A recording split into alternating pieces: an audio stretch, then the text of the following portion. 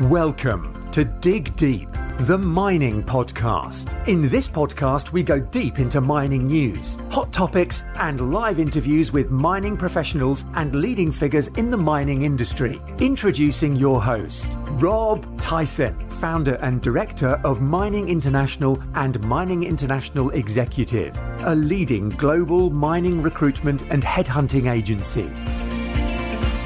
Hi, mining community. Welcome back to another episode of the Dig Deep, the mining podcast. And today's guest is Cedric Simonet, who's the Chief Executive Officer at Altona Rare Earths, who are a resource exploration and development company focused on rare earths in Africa. They recently listed on the London Stock Exchange and currently developing the Monte Muambe Rare Earths project in Mozambique. Cedric's a PhD geologist with over 25 years experience in Africa and France, managing exploration, development and production projects in the mining and energy sectors. He's worked in many jurisdictions across Africa and in many commodities. And he is here today to give us an overview of Altona Rare Earths, a little bit more about the company and what they're looking to achieve. So that's welcome Cedric to the podcast. How you doing, Cedric? I'm good, Rob. Thank you very much for having me. No worries, and appreciate obviously your time as well. So I wonder if you can tell the audience a little bit about yourself, about your career and about your background. Sure, it will be a pleasure. First, I'm actually talking to you from our work site at Monte Muambe in northwest Mozambique. So it's very great to do this podcast right from the site where we're working. So as you said, I'm a geologist. I hold a PhD in geology, and I have a little bit over 25 years experience doing mineral exploration, development, mining, mostly in Africa, especially in the eastern and southern parts of Africa, but also a little bit in France. So I started my career back in 1995 after I finished my master's. And I started as a geologist on a ruby mine in a national park in Kenya. So it was kind of a dream job, you know, being in the wilderness with other people doing mineral exploration, doing mining in a fantastic environment. It was really lovely. And as I grew into my career, rapidly I started to do more management than actually geology. And I held a lot of management positions since then. In terms of commodities, I've worked on a wide range of commodities. That includes gold, that includes colored gemstones, that includes a lot of industrial minerals. That includes also rare earth elements and other rare metals. I've actually worked on several rare earth projects before in Kenya.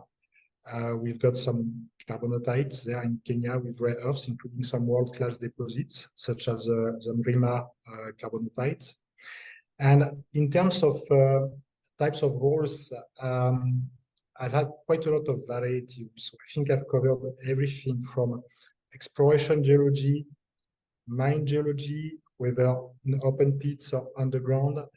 I've done mine management, open pits management, business management of services company, mining operations.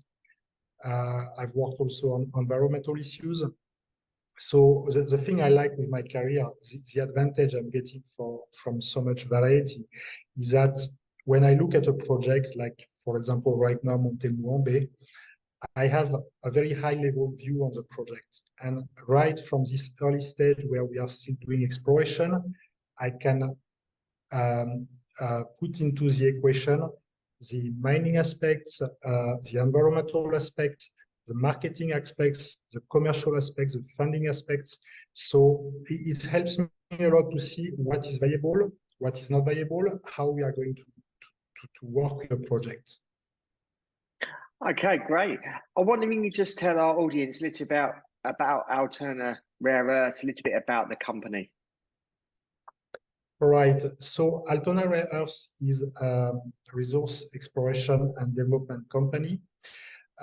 We are currently listed on the London Stock Exchange. The company is based in the UK. And at the moment, we have one main project, which is Monte Muambe, on which we are currently working. It's a rare earth project, and it's located in Mozambique, in northwestern Mozambique. Obviously, the company has recently moved from the Aquis to the main market of the London Stock Exchange. What were the reasons behind the move, and what are your expectations? Okay, so we started to implement our rare earth strategy back in early 2020. Before that, Altona Rare Earths had been doing other projects like coal projects in Australia. Decided to drop them to move into rare earths and specialize in Africa. So at that time, we were listed on the Aquis Stock Exchange, which is one of the smaller stock exchanges in the United Kingdom. And Aquis was a great stock exchange for a micro-cap startup. But as we acquired our first project and we started exploration, it quickly became clear that Aquis would not sustain our company's growth on the long term, and that we would have to move to one of the larger markets, whether in the UK or elsewhere. So getting onto one of the major markets had been a key corporate objective for the company and for its management since 2020. On June 9th this year, we achieved our objective, and we started trading on the main market of the LSE. It was quite a difficult process. It took some time, but we really tried until we managed. And there are several reasons why we chose this particular exchange. First, we are a rare earth company. Most investors are certainly very familiar with things like copper or gold, but very few investors actually understand rare earths. It's a relatively new market. The project we work on have a very specific nature and have complex characteristics. So we felt that the investors active on the LSE were better educated, more familiar with rare earth projects. Actually, several of our peers are listed on the LSE. We also looked at the AIM market, but we thought that investors there nowadays are not necessarily putting a lot of effort into doing research on the companies they invest in. They are also not necessarily looking at investing for the long term. So there's a lot of day trading going on. We are not very interested in this. We are looking for long-term investors. We understand what we are doing and who are going to stick with us. The other reason why we wanted to move to the LSE is that we want to grow the company very rapidly. We are going to need to raise increasingly large amounts of money as we go through feasibility studies and then into development. And we expect that the main market listing will support our growth, not only in the not only in the short term, but also in the long term. There's one more reason. We are active in Africa. Partners, governments, other stakeholders in Africa have had a lot of experiences with companies listed on various exchanges in the past, some good experience and also some less good experiences. We feel that being on the main market of the London Stock Exchange comes with a cachet of reputation, which supports our relationships with local stakeholders. So one might wonder about governance, because the obligations for a company listed on the standard segment of the LSE are not as high as those for a company which is listed on the premium segment or which is listed on AIM. But governance ultimately is a matter of what the board of the company decides to do. At Altona, we are very serious about governance. We have chosen since 2019 to comply with the quoted Companies Alliance Governance Code, the QCA code. And obviously, for all the technical reporting, we comply with the Australian JORC code, which is one of the major standards in our industry. So as far as seeing the benefits of being on the LSE materialize are concerned, it's a bit too early, as we've been there for only about 2 months. not even 2 months. And we've not had major news coming up yet. But we are very excited to see what will happen once our maiden mineral resource estimate comes out later during this quarter. Your flagship project is, as you mentioned, Monte Muambe Rare Earths project in obviously Mozambique. Can you just tell us where you are with that exploration and I suppose an update and what are your next deliverables? All right, so Monte Muambe is a carbonatite rare earth deposit. Carbonatites are igneous rocks, but they consist mostly of carbonates. So they are not like your typical granite or monzonites or other common igneous rocks. These rocks are actually quite unusual. The Monte Muambe carbonatite intrusion is about 3 kilometers in diameter, which makes it quite large, but it's not mineralized everywhere. You don't find the rare earths everywhere, and you have to find where they are exactly through exploration. So when we took over Monte Muambe back in 2021, the project had been lying idle for about 10 years.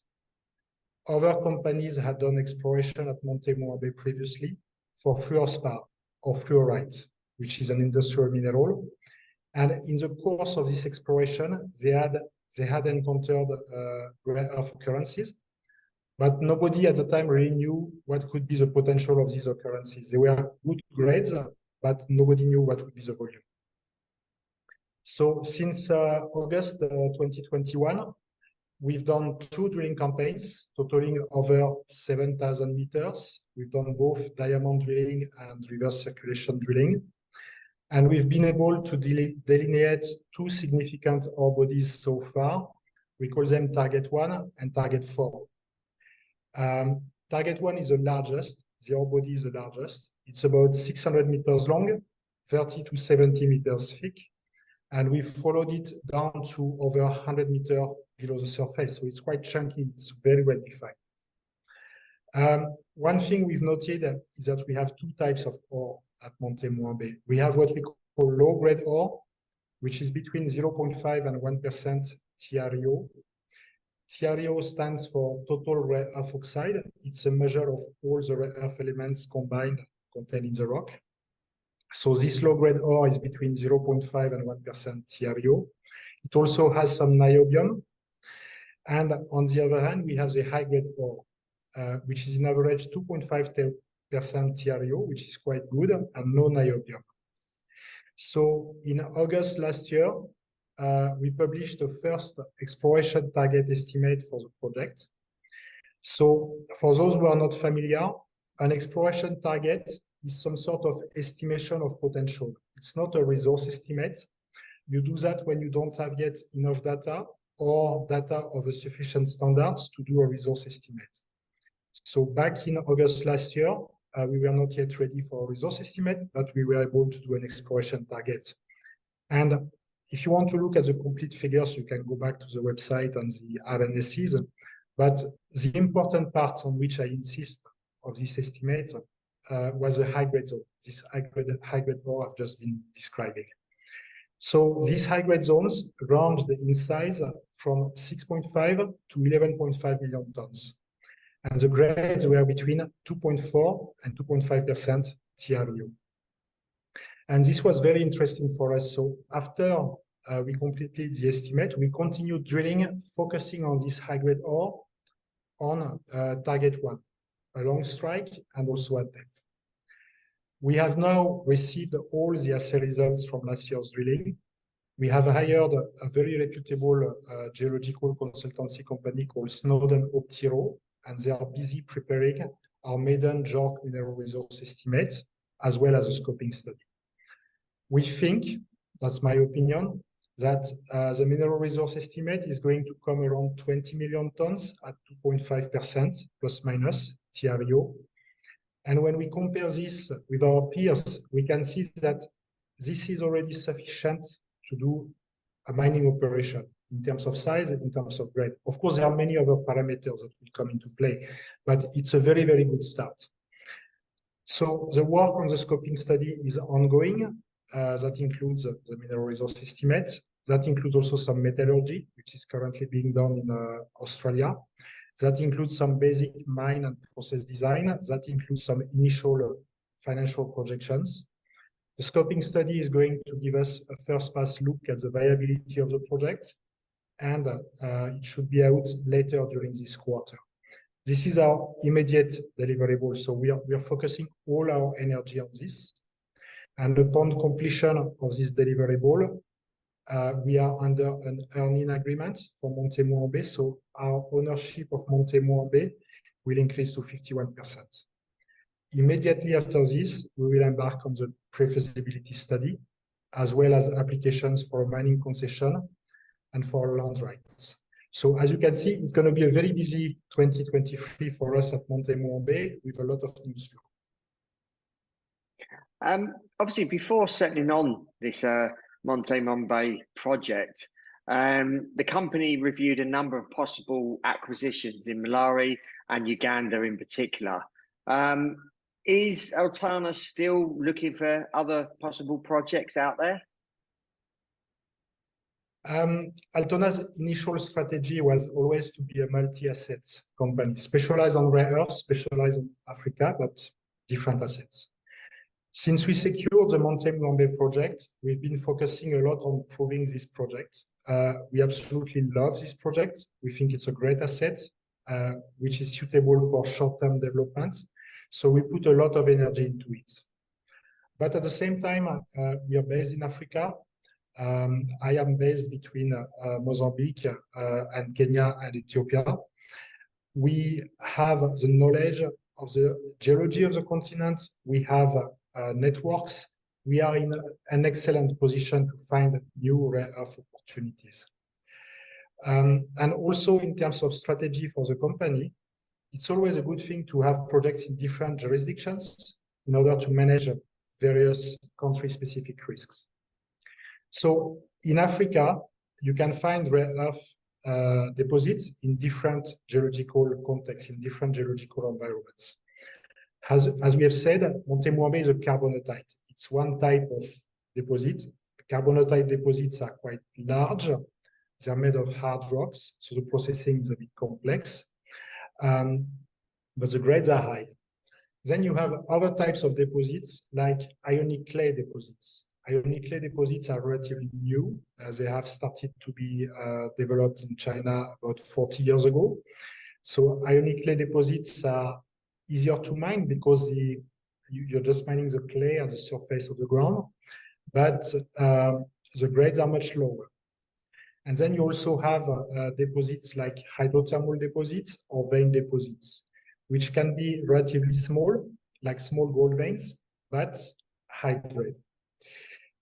So we have recently identified previously unknown ionic clay deposits through target generation. I can't tell you much more about this today, but we are moving to secure them through license applications, and we will continue to regularly assess other opportunities. So the answer is yes. We are definitely looking at other possible projects, but with a focus on projects which would have a shorter timeline to production than Monte Muambe. Altona have obviously been active in Mozambique since mid-2021. How do you actually rank this jurisdiction in terms of attractiveness for exploration and mining investment? And possibly what difficulties are you encountering? All right, so personally, I've been involved in the mineral and energy industry in Mozambique since 2013, various types of projects, and including some coal-bed methane projects, actually also in Tet province. So I've got quite a lot of experience with this country. One of the things I like with Mozambique is that although it is probably not one of the best known mining countries in Africa, it still has a lot of mining activity, large scale, medium scale, small scale. It has a suitable legislation, and it has a licensing system that works. You just need to go online to look at the Mozambique mining cadastre. You will see a lot of licenses there have been issued. So the country issues licenses. which is very important because without a license, you cannot do anything. Our project is located in the Tete province. It's in northwest Mozambique, near the border with Malawi, with Zambia, with Zimbabwe. It's a relatively major mining region of Africa. Just next to where we are, there are 4 operating coal mines. There is a large steel, iron ore and steel project. There are gold mines, there are gemstone mines. There is a lot of activity. And you can find trained resources, you can find equipment suppliers, you can find service suppliers. There is infrastructure, there is access to energy with the Kahorabasa hydropower plant. So it's a good part of Mozambique to work in. Another thing which is quite important for me in Mozambique is that the country tends to issue mining concessions at a relatively early stage in the project. This is very useful because it allows investing companies to secure mining rights early without waiting for the last minute. And that helps a lot to de-risk the project. That helps a lot to secure financing for the projects. So it's a very good thing in Mozambique. Now, not everything is easy in Mozambique. There is undeniably a lot of bureaucracy that one has to learn how to navigate. It pays off to have good local partners who are familiar with the operating conditions in the country. Our partners are extremely supportive. They are business people. They understand how to do business in the Mozambican environment. I must say that so far, we have not encountered many difficulties, so touch wood. Of course, as we go more towards more advanced studies and a mining phase, I'm expecting some will crop up and we will have to deal with them to address them. Yeah. Rare earth elements are obviously regularly in the headlines nowadays, and often labelled as obviously critical minerals. We hear a lot about the dominance of China, obviously, on this market and them holding a lot of these rare earths. But I take it, obviously, the public are not as familiar with rare earths and what they're obviously actually used for. So I just wondered if you can just, I suppose, provide a little bit of education around, obviously, more about these rare earths and obviously battery metals as well. All right, so rare earth elements, when we talk about rare earth elements, it's actually 17 different elements, if you include scandium, yttrium, and promethium. But in real life, promethium is very rare in nature. I think the estimate is there is just about 500 or 600 grams naturally occurring on the whole planet Earth. So we can forget about this one. Scandium is absent at Monte Muambe. So practically at Monte Muambe, we are looking at 15 different elements. That's still a lot. So each of these elements has got its own chemical characteristics. It's got its own uses in industry. And of course, it's got its own price. If you look at the abundance of rare earth elements in the Earth's crust, they are not actually that rare. And you might have heard that before, but the crustal abundance of cerium, which is one of the most common rare earths, is actually higher than that of copper. And the crustal abundance of neodymium, which is one of the most important rare earths, is very close to that of copper. So what is actually rare is to find mineral deposits in which the rare earths are sufficiently concentrated to allow their extraction in a viable manner, making a profit, obviously. So rare earths have got a very wide range of uses. I've just mentioned cerium. Cerium oxide is used for polishing glass. Anything that has polished glass, usually you've used cerium oxide. Europium, terbium, and yttrium are used for the small element in screens that gives a color, red, green, and blue. to the screen. So the screen you are looking at right now has got rare earths in it and will not work without these rare earths. But the main use for the most important use, in my opinion, for rare earths is for permanent magnets. And you've got 4 of the rare earth elements which are critical for permanent magnets, which we also call the magnet metals. These are neodymium, praseodymium, terbium, and dysprosium. So once you've made magnets, permanent magnets, these magnets in turn are used for a lot of applications. Going back to our electronics, the loudspeaker on the computer or the phone uses a small permanent magnet. The hard drive on the computer using a small permanent magnet. The rare earths are just everywhere. But the most important permanent magnets for our future are the ones that are used in windmills, in wind turbines, and the ones that are used in drivetrains for electric vehicles. You've mentioned battery metals, battery minerals. So rare earths are not actually battery minerals.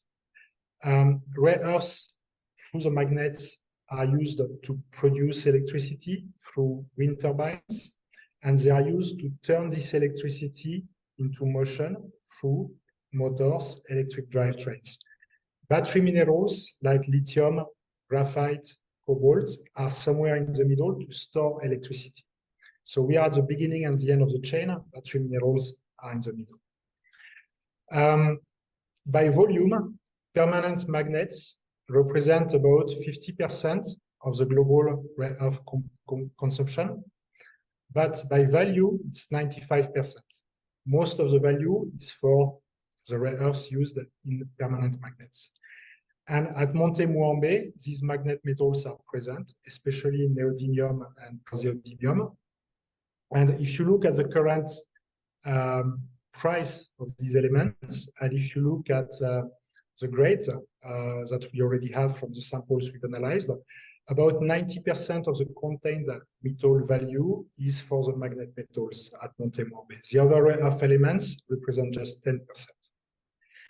So currently, about 13% of the rare earth magnets are used in electric vehicles and 10% in wind turbine. The rest is used in all other applications for permanent magnets. Robots, name it, anywhere where there is a magnet. But these two particular markets, electric vehicles and wind turbines, are going to be the main growth driver for the magnet rare earths for the next 20 years. All the consultants who work on doing forecasts on the consumption agree about this. The market for rare earths is expected to increase 5-fold by 2040. And this is due mostly to the world's transition to green energy, which is not going anywhere. The world, therefore, needs to build more production capacity, more refining capacity for rare earths. We already are in a situation of undersupply for magnet rare earths. And even considering all the existing projects that may come on stream over the next few years, the undersupply of neodymium praseodymium oxide is expected to rise to 90,000 tons by 2040. This is huge. This means that this market for rare earth is going nowhere. Rare earths are essential to our life. They are essential to the decarbonization of our energy sources. The fundamentals are solid, including on the long term. Amid the recent rush towards critical minerals in Africa, several jurisdictions recently banned exports of raw ore in a bid to force more transformation and value added in country. In your opinion, what is required to make more value addition happening in Africa and in Mozambique in particular? Right. I'm sure you have in mind the recent proposals to ban exports of raw ore from countries like Namibia and Zimbabwe, especially with respect to lithium. Such proposals are not new. Every time there is a rush towards a mineral commodity, and even when there is not, African governments legitimately want to see how their minerals can benefit as much as possible their countries and their people. The problem is that export bans have been tried before, and they've never really actually translated into the development of a transformation industry in country. So in my opinion, they are very counterproductive. I'm a great believer in the necessity of doing more value add, but it's not easy. It's a step-by-step process. It will take time. What is required on the side of investors, I believe, is to consider this possibility from the earliest possible stage of the project, so that if the characteristics of the project allow it, value addition transformation can be integrated in feasibility studies. We should not just discard the idea just because we think it's too difficult or not possible. We should look into it. And this is what we are doing at Altona. We are already looking at the possibility of doing some rare earth separation and refining in Mozambique, not to ship out a concentrate. And we are looking at that right from the stage of the scoping study, which increases our chances of success. If we are doing all our studies and then waiting to have a DFS to start thinking, oh, what about value addition? It's not going to work very well. So we are looking at it right from this stage of the scoping study. But at the end of the day, it's the technical and financial specifications of a project, especially the costs, that are going to determine how much value addition can be done in country. So when we talk about costs, one important thing that can encourage value addition in country is the development of a conducive business environment. And that's about the government.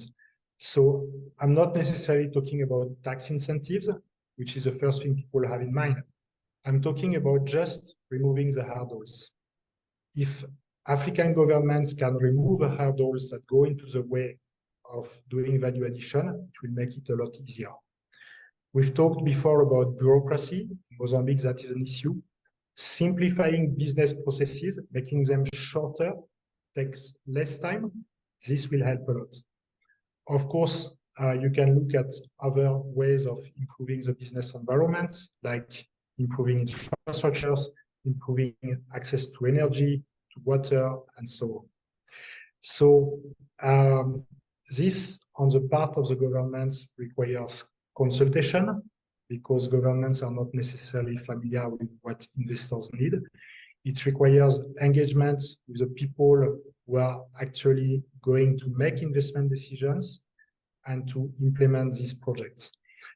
In Mozambique, that means talking to the Association of Mining Geologists in Mozambique. That means talking to the Chamber of Mines of Mozambique, which has recently become more and more active, which has kind of revived its activities.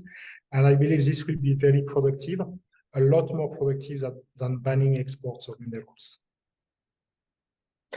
And lastly, what's the outlook for the remainder of the year for the company? Yeah, so as I've said, we are looking at a very, very busy year. We are currently focused on our mineral resource estimate, our scoping study. This is going to put officially on the table what is the potential of this project. We believe in it, but we'll have the reports to show it. And from that point, we will be engaging into our pre-feasibility study. We want to try to fast track Monte Muambe. We already have, as I explained, a good idea of the size of our project, of the grade. We know we have a size which is already suitable for a mining operation. So we are not going to waste time trying to drill to increase our resource statement to hundreds of millions of tons. We know we don't need this. We need to focus on development. If we manage to secure, and I believe we will, additional projects, we will be also looking at how we can start developing this. So this is what you can expect for the short term, at least for 2023. Yeah. Cedric, really appreciate your time in giving us an overview of Altona Rare Earths and obviously explaining the importance, obviously, of rare earths in our world, and obviously moving forward with the green revolution. Obviously, these metals and minerals are crucial to that. So, if our audience wants to ask you any questions, if they want to follow the story of the company, how can they go about doing that? What social media platforms are you on? We're on Twitter, we're on LinkedIn, plus obviously we have a website. There are open communication lines on these 3 platforms. Yeah. Okay, we'll include those in the show notes accompanying this podcast. So we wish you the well for the remainder of the year, going into next year, and perhaps come on to the podcast next year to give us an update. I look forward to it. Thank you, Rob. No worries. Audience, hope you enjoyed that episode. Obviously, Cedric pointed out the importance of these rare earths. There's not too many companies and operations out there at the moment, so it's crucial that we get some understanding and knowledge around these rare earths, because it's obviously going to be with us now and for many years into the future. So I appreciate your continued support. Please keep sharing these episodes around the world to obviously people within the industry, but also people outside of the industry, so they get an understanding of what mining is about, and obviously all the good things that we do, but also the critical nature of what we do and what is needed for mankind in us moving and evolving forward. So appreciate your time. Thank you for listening, and until next time, happy mining. Thank you for listening. Remember to reach out to Rob via the show notes, and be sure to subscribe and leave a review. Until next time, happy mining, helping each other to improve the mining industry.